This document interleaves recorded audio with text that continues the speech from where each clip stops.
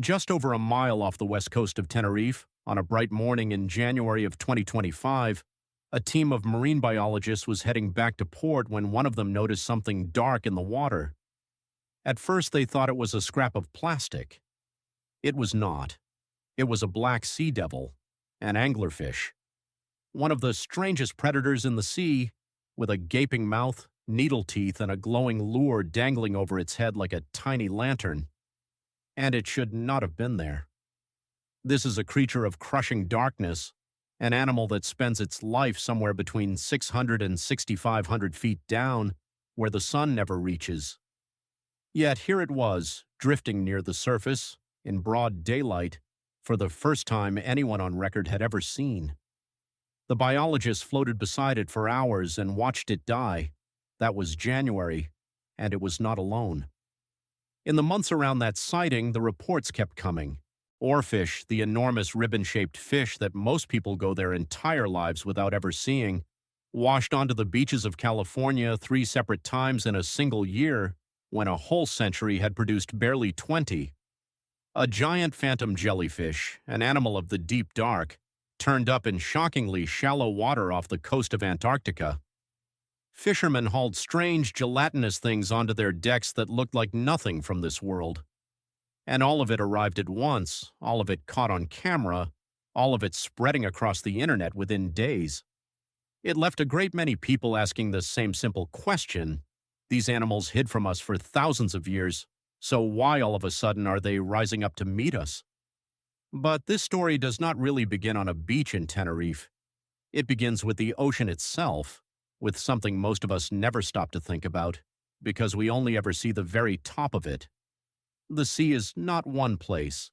It is a stack of separate worlds, layered one on top of another, and for millions of years an invisible set of rules has kept the creatures of each world locked inside it. Something is loosening those rules. And to understand how a deep-sea monster ended up basking off a Spanish island, we first have to travel down through those layers and then find out what is happening to them. Stand on any beach and look out at the water, and you are seeing the thinnest skin of the ocean. Scientists call it the sunlight zone, the top 600 feet or so, and it is the only part where enough light reaches for plants to grow. This is the ocean we all know. Whales, dolphins, sea turtles, the fish on your dinner plate, the coral reefs in every nature film.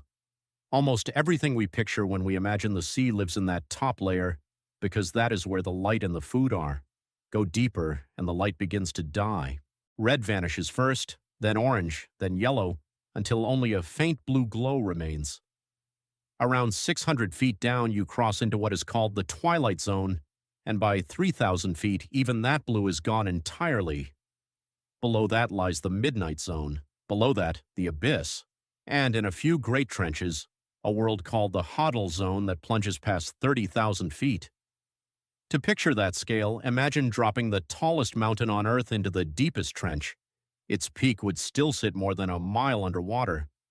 And with every foot you descend, the weight of the water above grows, until the pressure could crush a submarine like an empty can. Down in that darkness, life becomes strange, because it has no choice. There is a fish called the barrel-eye with a completely transparent head, so you can watch its glowing green eyes staring upward through its own skull. There is the giant squid, with eyes the size of dinner plates, the largest eyes of any animal alive. There is a creature named the vampire squid, which sounds like a horror, and which actually survives by drifting quietly through the black eating flecks of falling debris. And there is the anglerfish, our friend from Tenerife, whose glowing lure and nightmare grin were shaped by a world with no light at all. All of them share one crucial trait. Each of these animals is built for its own layer and only its own layer. The pressure, the cold, the darkness, even the color of their bodies, every part of them is tuned to one narrow band of depth. Bring a deep-sea fish up too far and too fast, and the change in pressure and temperature can be a death sentence. So, under normal conditions, they simply do not come up. The boundary between the deep and the shallow is one of the strongest walls in all of nature. There is one enormous exception to that rule, and we only stumbled onto it by accident in the middle of a war. During the Second World War, sonar operators listening to the ocean kept picking up something that made no sense. Their instruments showed a solid seafloor 1,000 feet or so beneath the ship. But at night, that seafloor would rise, hundreds of feet silently up toward the surface, and then it would sink back down before dawn. Some crews were certain their equipment was broken. Some believed they had found sunken islands. A few feared it was a wall of enemy submarines creeping closer in the dark. It was none of those things. It was alive. What the sonar had been bouncing off was not the ground at all. It was a living layer of countless small creatures, packed so densely that sound reflected off it like solid rock. And every single night, that entire layer swam up toward the surface, then retreated back into the deep by morning. A scientist named Martin Johnson finally worked out what was really happening. This was a migration, the largest migration on the entire planet, and it happens every night in every ocean all at once. The animals behind it are creatures like the lanternfish. Small, unremarkable, almost unknown to the public, and yet so staggeringly numerous that they may make up nearly 2/3 of all the fish in the deep sea. By some estimates, there are around 10 billion tons of them down there, several times the combined weight of every human being alive on Earth. And every night they rise. The reason they do it is beautifully simple. The food is up at the surface, where sunlight lets tiny plants grow. But the surface is also where the hunters are, the sharks and dolphins and tuna that can see prey in the daylight. So these small creatures wait for darkness, right up to feed under the cover of night, and then vanish back into the deep before the sun can expose them. They eat without being eaten, and this has been going on quietly, right beneath our boats for as long as there has been an ocean. The sheer scale of it is almost impossible to hold in your head.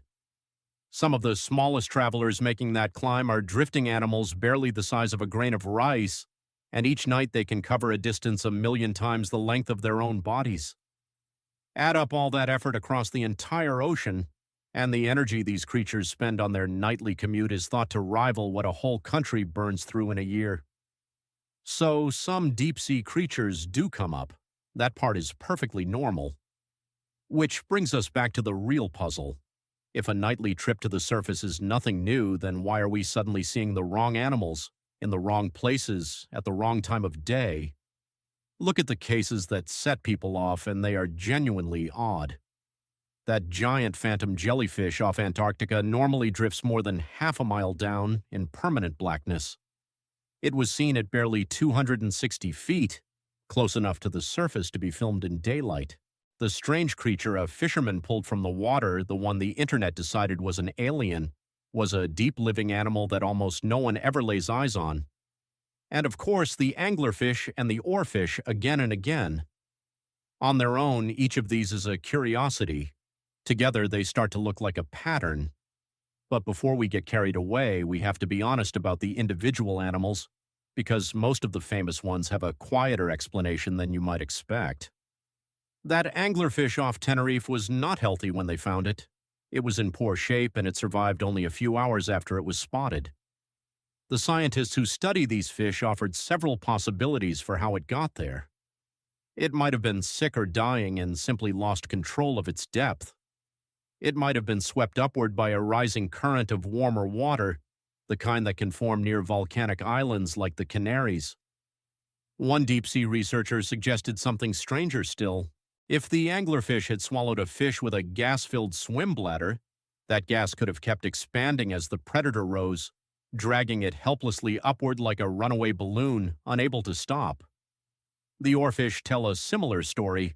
When those long, silvery, ribbon-like bodies wash onto a beach, they are almost always already dead or dying. These are deep, delicate animals, and by the time one reaches the shallows, something has usually already gone wrong for it. There is an old legend, especially in Japan, that an oarfish at the surface is a warning of a coming earthquake. It is a wonderful story. But when scientists actually went back and checked the records, they found no real connection between oarfish sightings and earthquakes at all.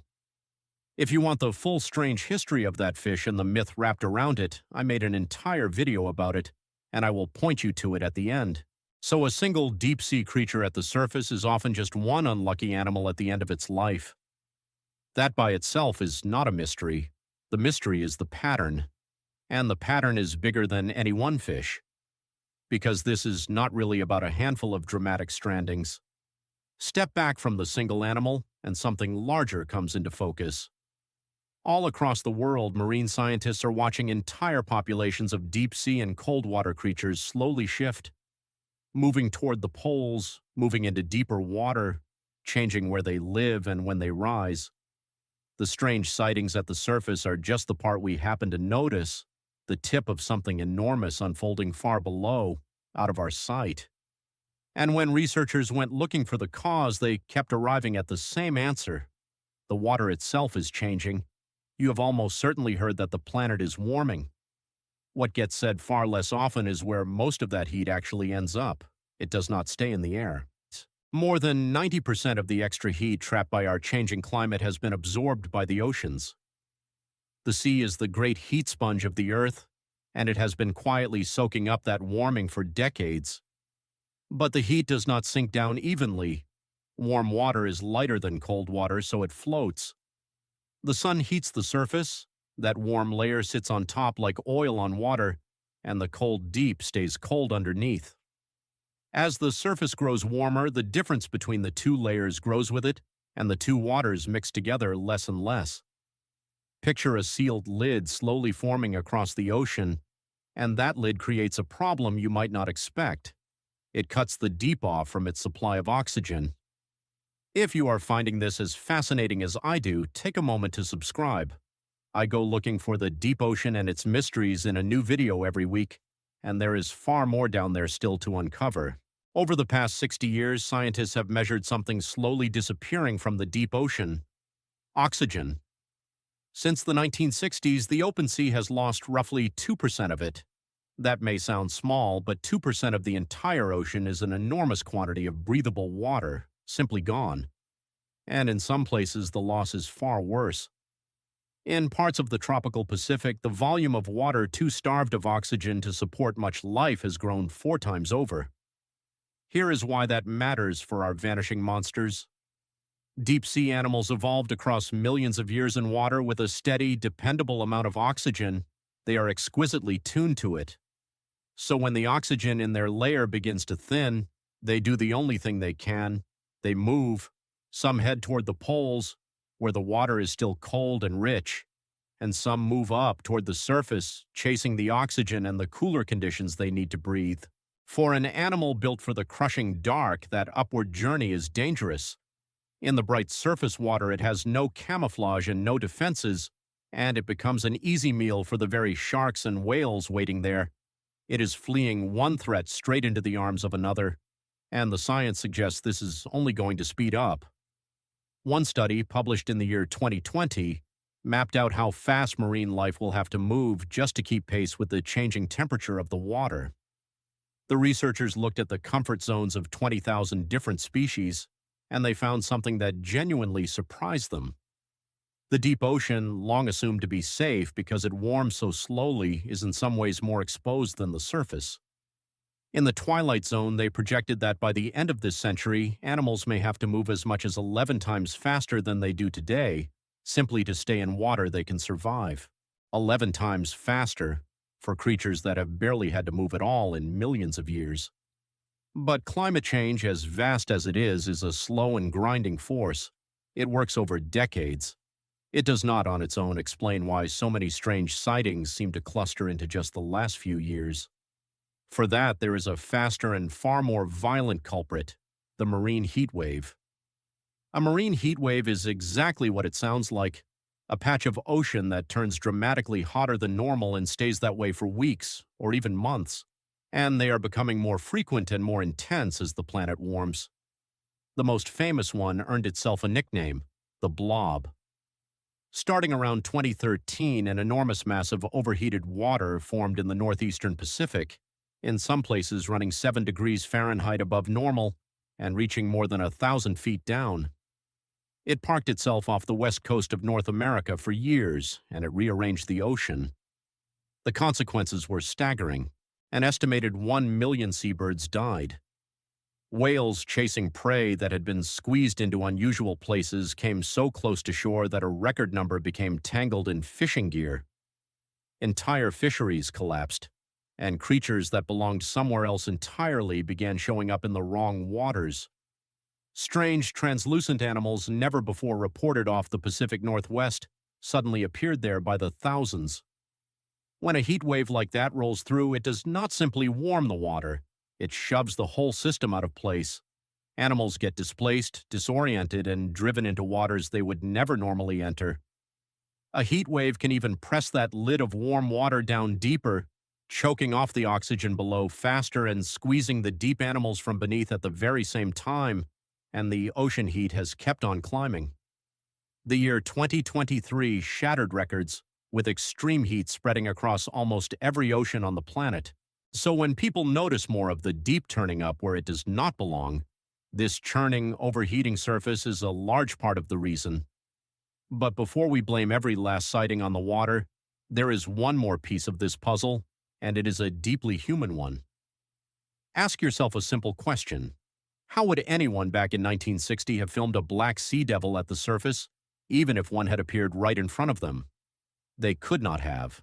There were no phones, no waterproof cameras in every pocket, no way to share a clip with the entire world in a single afternoon. Today, nearly every one of us carries a high-quality camera everywhere we go. There are more people on more boats and more beaches than at any moment in human history, and the instant something bizarre breaks the surface, it is filmed, posted, and seen by millions within hours.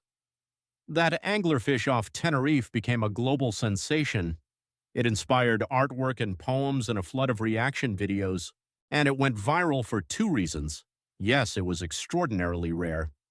But just as important, for the first time in history, someone happened to be floating right there, with a camera already rolling. So part of what feels like a sudden invasion from the deep is really a sudden explosion in our ability to notice it. These animals have surfaced now and then for a very long time. We are simply catching it on film for the first time, and both things are true at once. The ocean really is changing, pushing more creatures up and out of their world, and we are watching it far more closely than we ever have before. The honest answer is not one or the other. It is both. There is one last reason all of this should matter to you, even if you never plan to set foot in the deep ocean. That nightly migration we talked about, the largest on Earth, is doing something quietly essential. As all those countless creatures feed at the surface and then sink back down, they carry carbon with them, pulling it out of the air up top and locking it away in the deep. The ocean is one of the greatest carbon stores on the entire planet, and that living conveyor belt of migrating animals helps hold our climate steady. When the deep ocean is thrown out of balance, that system begins to falter, and the effects reach all the way back up to the air that you and I breathe. Which is why scientists grow uneasy about the newest pressure on the deep. Not only warming, but mining. There are companies and countries now eyeing the deep sea floor for the valuable metals it holds in ecosystems that have sat undisturbed for millions of years and that we have barely even begun to understand. It has not yet happened on a large scale. Whether it ever should is now one of the real debates in ocean science, weighing the metals the world wants against a world we know almost nothing about. Because that is the quiet truth running underneath this whole story. We are watching the deep ocean change before we have even finished discovering it. Every single year, researchers find animals down there that no one knew existed. Some of them could be pushed to the very edge or lost forever before we ever learn their names. These sightings are a signal, not a spectacle. So the next time a photo of some impossible-looking creature washes across your screen, hauled up from a place we were never meant to see, you will understand what you are truly looking at. Part warning and part wonder. An animal out of its world, and a hint that the deep ocean, the last truly wild place left on Earth, is quietly on the move. And this story is far from finished. As the water keeps warming and the cameras keep rolling, these strange visitors from below will keep on arriving. We are only beginning to understand why. If you want to go deeper, I made a whole video about the most famous of these surface visitors, the so-called doomsday fish, the oarfish, and the centuries-old legend that it appears just before disaster strikes. You can watch that one next, and I will see you in the deep.